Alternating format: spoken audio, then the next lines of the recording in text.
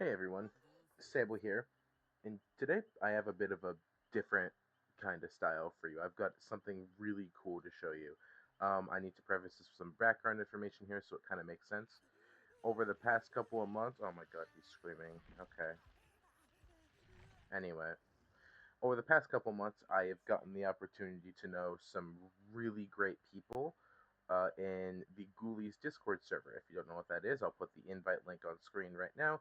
Discord.gg/Ghoulies. It is a server for ghoul mains, all types of people.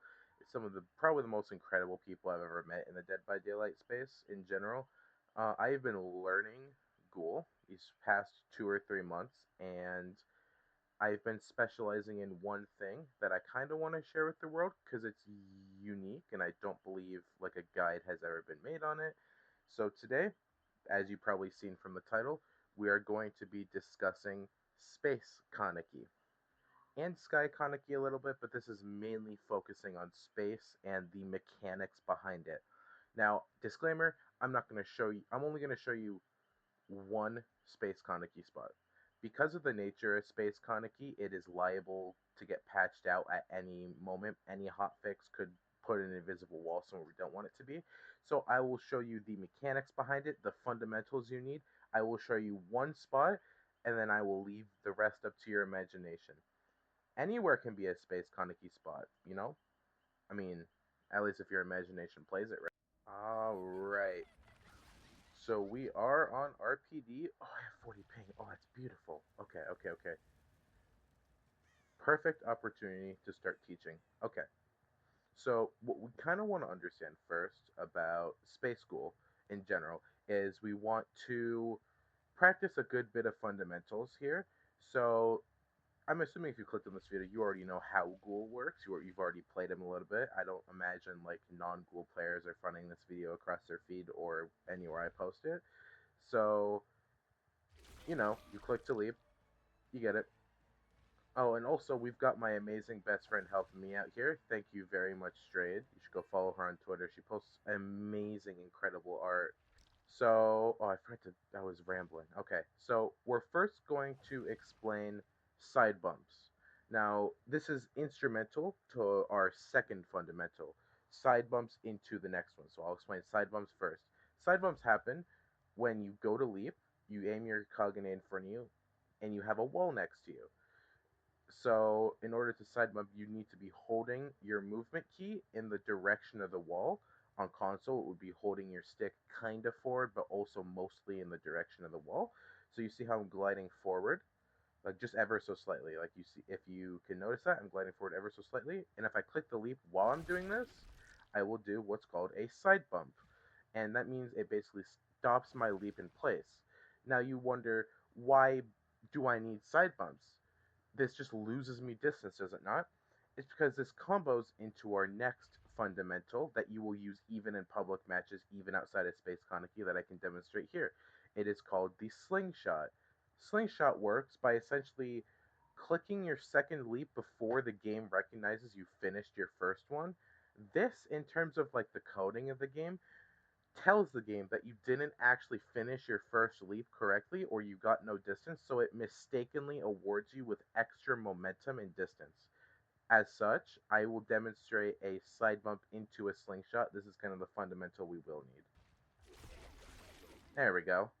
So as you see, I side bump and I'm essentially just spamming my leap button. I'm not like clicking it in time or anything. I am just spamming it. And you see how I almost get like railgunned forward? That means that the slingshot is active and happening. There she is. Anyway, so now we are going to go on to how that combos in to this space spot on RPD. Like I said, I will only show you one, but essentially what you're going to want to do is you're going to want to use these rails as a side bump because stairs work weirdly in Dead by Daylight. These essentially function as both elevation and a straight platform at the same time because you can't you can't actually like swing while you're going downstairs to get height. Oh, I'm trying to do it. There we go. Yeah, see, like it tracked me down the stairs almost as if I was on solid ground. Hold on, I wanna see if she wants to come see it. Okay, there you go. She's here. So first, this space spot you're going to want to aim on the second bar here. You're going to want to start a side bump. That is an example of how you do it wrong. I was aiming in the right place, but I got sent overboard instead of onto that railing. We want to essentially get onto that railing. All right, you're gonna need to move. Yep. All right, we're essentially wanting to get on top of this railing that we're aiming at. I will actually explain that while I'm trying to get this right, or maybe after. If I hit it this time, I'm just gonna. Okay. Okay. So where did she go? Oh, there she is. Anyway, so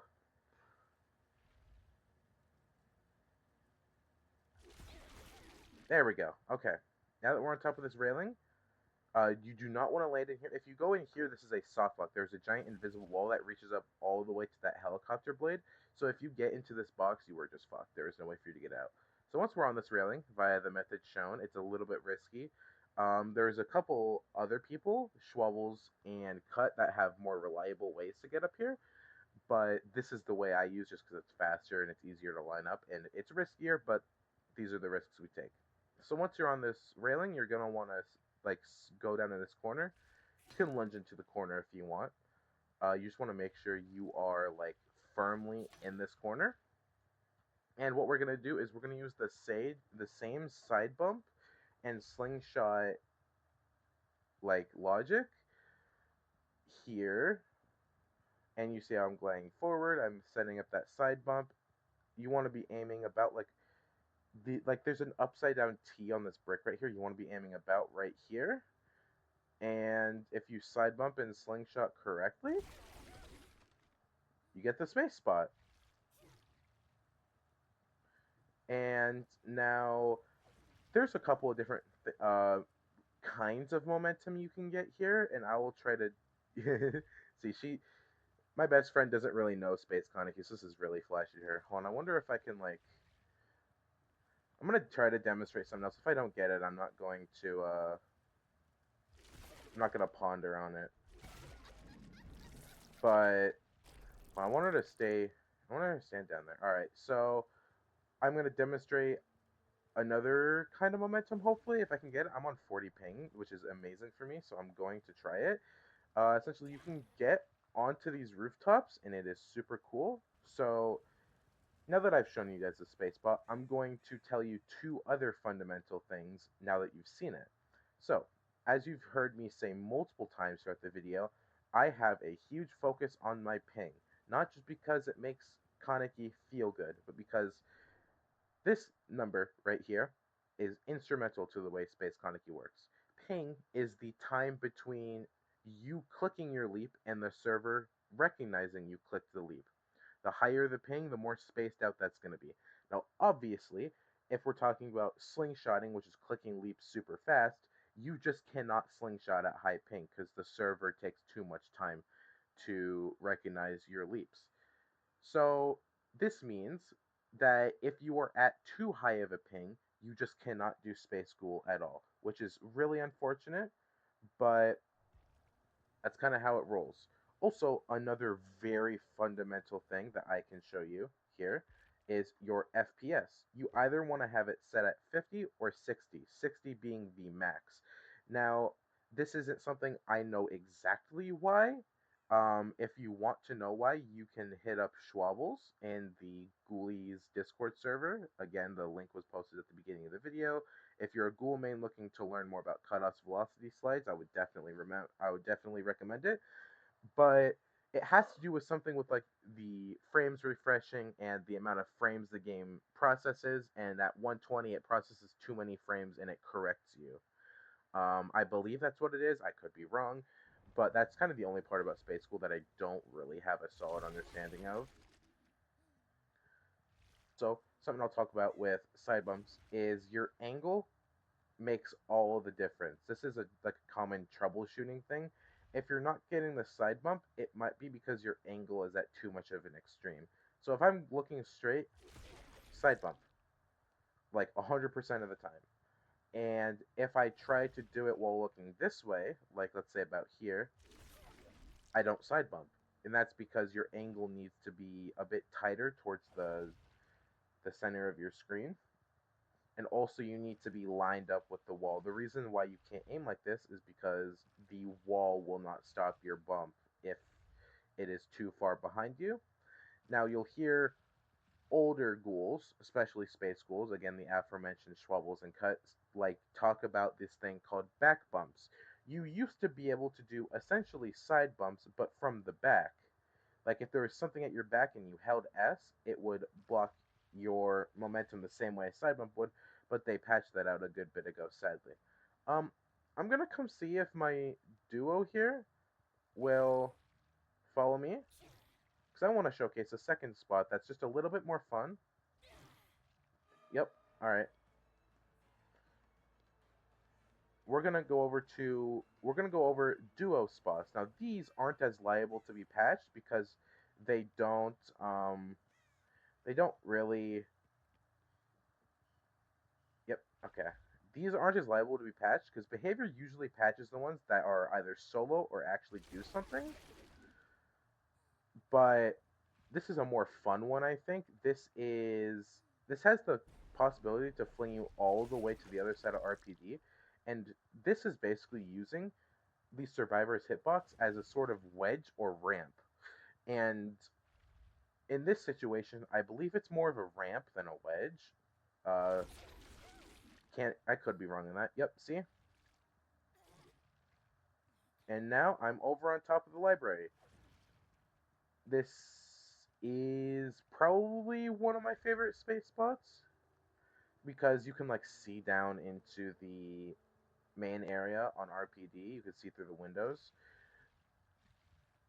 And fun fact about RPD, regardless of what wing you get, whether it's west or east, the entire other side is still modeled. Like it has also you could run this exactly like you would on West Wing. The hitboxes are still loaded in, just not all of the assets are. So I don't want to fly off because all of the hitboxes over here are extremely wonky. But essentially, yeah, I should be able to land on this. Yep. Oh, okay. So, yeah, with Space School, you essentially just explore around where you're not meant to explore around, and it's really cool. Like, there are some parts of RPD here that you would never get to see normally. Like, I want to see if I can find the. I don't know exactly where it is, but there's a graveyard here that you would normally never see in normal gameplay. Not even like through a window or something. They just modeled a whole graveyard and just didn't use it. See, this is another one of the rooms in here. What if I could get in here? Nope, solid air. That sucks.